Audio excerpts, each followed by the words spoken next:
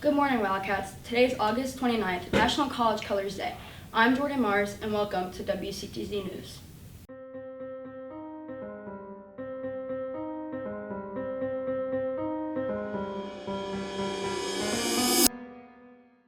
The deadline for senior portraits is November 1st. Make sure you schedule your photos before time runs out at Dean Stewart Photography.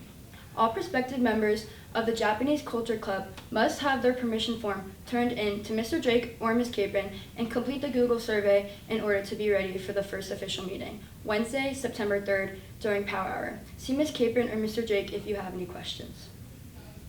Now to Clark with important information about the boil water notice. We got the notification about the boil water alert sometimes last evening.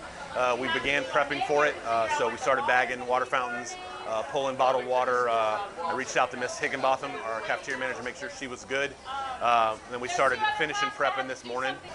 Everything's good. All our sinks are open. We have plenty of hand sanitizer and soap for everybody. We're also trying to make some preparations for tonight's volleyball game.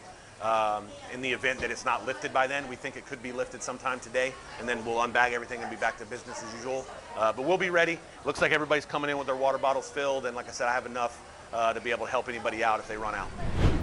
Thank you, Mr. Clark. Team Voltage 386, the high school robotics team for all of Southern Brevard, is looking for new members.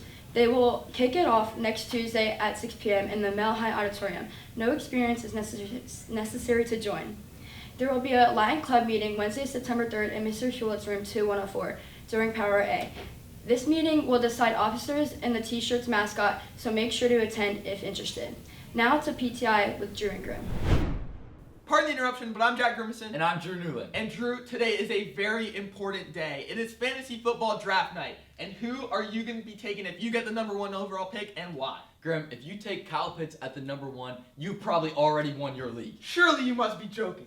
Yeah, I'm joking, Grimm. There's actually a no-brainer for who to take at the number 1 overall this year. It's Jamar Chase, Grimm. He is one of the most talented wide receivers and one of the most pass-heavy offenses, Grimm. I believe that Joe Burrow, who is an absolutely incredible quarterback, is going to keep throwing him lobs to keep him on this upward trajectory of greatness. Well, Drew, I think you're right, but I think there are just a few alternatives if you're not going to pick Jamar Chase, and one of those is Saquon Barkley. He was the RB1 last year on a great offense, and I think that he's going to keep having that outstanding production this year. However, there are some injury concerns about him, but I think the Philadelphia Eagles are finally going to be the organization that doesn't let him get injured and stave off those concerns. They are a great organization that has helped him immensely with his recovery this summer. I know that was a peak interest for them because Saquon was just such a high performer, and they're going to keep that energy going this year. Saquon's going to be a great running back, RB1 in fantasy. All right, Grimm, well, let's move on to our next topic, Grimm, and tennis. Currently, we're in the 3rd round of the U.S. Open. Who do you think is going to be taking the Grand Slam this year? Well, Drew, I don't think there's many other choices than Yannick Sinner. He is an absolute tennis robot. Every time he steps on that court, he is cold and calculated, and he is the absolute king on hard courts right now. If you look at the past few Grand Slams, he has just absolutely been dominating, grabbing so many titles already in his already young career. I don't see that many other options for who's winning the U.S. Open. Well, Grimm, I think that's a good point.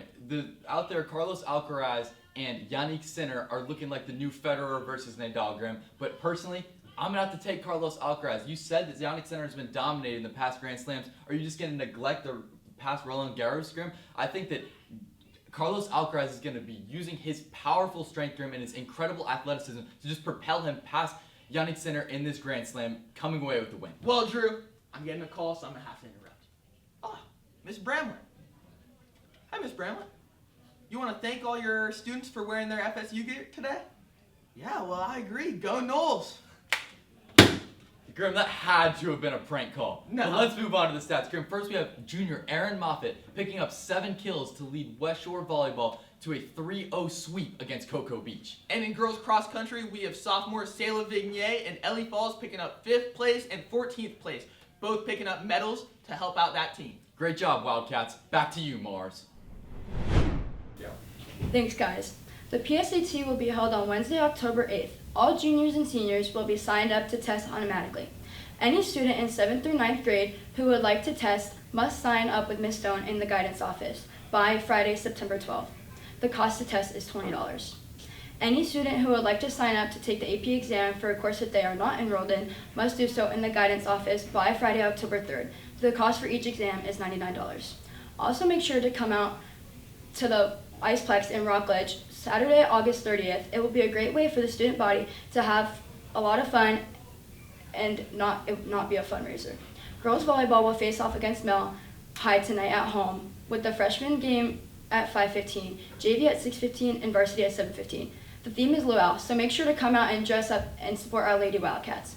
Thank you for tuning into today's edition of WCTZ News. My name is Jordan Mars, and have a fantastic Friday, Wildcats. Oh, where shore I